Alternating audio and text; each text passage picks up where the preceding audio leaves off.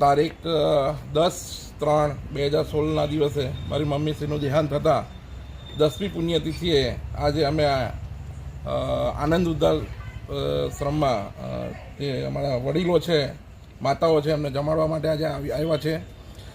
10 તારીખ એટલા માટે અહીંયા કોઈક ખાલી નહોતું, કોઈક ડોનર એમને મળી ગયેલા હતા. એ તારીખના લીધે આગળ અમે 13 તારીખનો આજે પ્રોગ્રામ રાખ્યો હતો.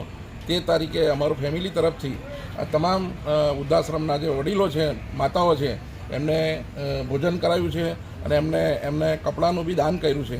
અને હું એક વડીલ તરીકે, એક યુવા તરીકે એક આહ્વાન કરવા માગીશ કે કોઈ મા બાપને વૃદ્ધાશ્રમની અંદર જવાની જરૂર ના પડે. આજના યુવાનોને તૈયાર થવાની જરૂર છે. પોતાના મા બાપની સેવા જેટલા ઘરે રહીને કરે એટલું વધારે વિશેષ છે. આ લતાબેને જે અહીંયા મંગળાજની અંદર આ મસ્ત એક આયોજન કર્યું છે તે ખરેખર જોરદાર છે, ધન્યવાદને પાત્ર છે.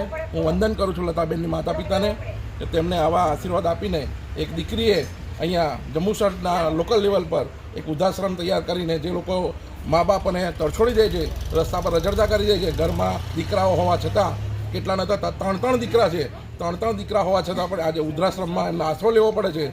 એવું આ ભવિષ્યમાં ના બને એટલા માટે અમે આજે આ મીડિયા સમક્ષ, મીડિયા દ્વારા હું કહેવા માગું છું કે નવયુવાનોએ ખાસ કરીને આ પહેલું પગથિયું ભરવાની જરૂર છે કે ભવિષ્યમાં પોતાના મા બાપ જેણે નાનપણથી મોટા કર્યા, જેણે આપણને સૂકામાં સુડાઈને લીલામાં સૂતા છે, જેમણે ભૂખ્યા રહીને આપણને ભોજન કરાવીને મોટા કર્યા હોય, ત્યારે જ્યારે મા બાપની ઉંમર થતી હોય, તે પૂરી થતી હોય, ત્યારે યુવાનોએ એમના મા બાપને સાચવવાની જવાબદારી હોય છે.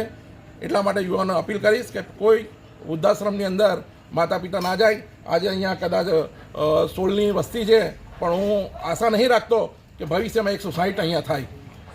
એટલા માટે હું આહ્વાન કરીશ કે પોતાના મા બાપાને પોતે સાચવે. પોતાના મા બાપાની અહમ ભૂમિકા હોય છે, જ્યારે એમને છોકરાને મોટા કરવાના હોય ત્યારે બહુ મોટી ભૂમિકા ભજવી હોય.